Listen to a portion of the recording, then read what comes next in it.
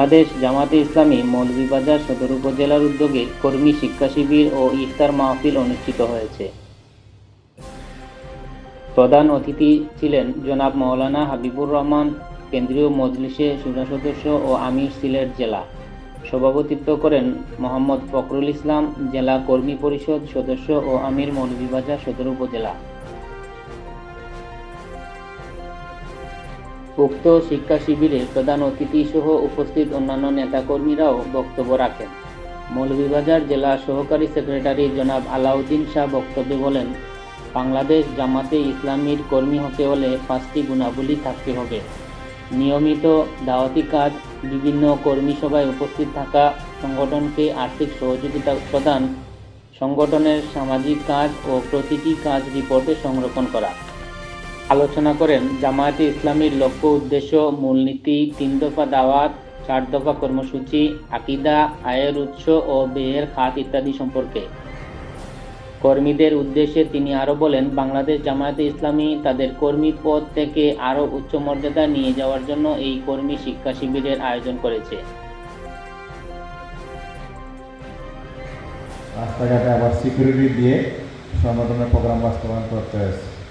এই ভিন্ন পরিবেশ থেকে আল্লাহ রাব্বুল আলামিন মুক্ত স্বাধীন পরিবেশে জেলার প্রাণকেন্দ্রে এই ধরনের একটা প্রোগ্রাম দীর্ঘ সময়ে নিরবিচ্ছিন্নভাবে শান্তিপূর্ণভাবে টেনশন মুক্ত হয়ে করার যে তৌফিক দিলেন, এ কারণে আমরা মহান মনিবের দরবারে কালেমাত শুকর আদায় করি, আলহামদুলিল্লাহ। সম্মানিত ভাইরা, আপনারা যারা উপস্থিত আছেন, আপনাদের মধ্যে সকলেই তো কর্মী হিসাবে কমপক্ষে 5 বছর বা তার চেয়ে বেশি আপনি জামাত ইসলামীর কর্মী, এমন কয়জন আছেন? কর্মী এখন 20 বছর থেকে শুধু কর্মী পরিচয় দিচ্ছি, আর এখনও কর্মী পরিচয় দেবে, এটা একটু কেমন লাগে?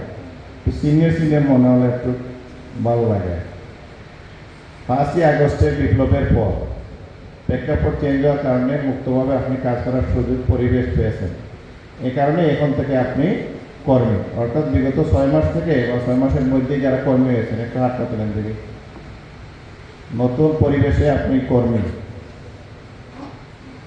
মানটা বজায় রেখে আমরা কর্মী হিসাবে কাজ করছি। মানটা বজায় আছে বলে আমরা সকলেই কর্মী পরিচয় দিই, কিন্তু সংগঠন আপনাকে আমাকে কাঙ্ক্ষিত মান, মানে এর চেয়ে আরেকটা উন্নত মানে নিতে চায়, আরেকটা পরবর্তী ধাপে নিতে চায়, আরেকটা পরের পর্যায়ে নিতে চায়। বিদায় সংগঠনে এই আলোচনা হচ্ছে কাঙ্ক্ষিত মান, প্রত্যাশিত মান, সংগঠনের কর্মীদের পরবর্তী ধাপ, গোল, স্তর। সাধারণত সংগঠন পদ্ধতিতে সংগঠনের দীর্ঘদিনের ঐতিহ্য আছে, কর্মী হওয়ার জন্য 5টি গুণাবলী প্রয়োজন। এটা আপনাদের জানা আছে তো? সবার জানা আছে, কর্মী হওয়ার জন্য 5টি গুণ থাকতে হবে। বক্তব্যে জামায়াতের একজন কর্মী হিসেবে কাজ করে যাওয়া এবং দলকে শক্তিশালী করার লক্ষ্যে কাজ করার আহ্বান করেন উপস্থিত নেতাকর্মী।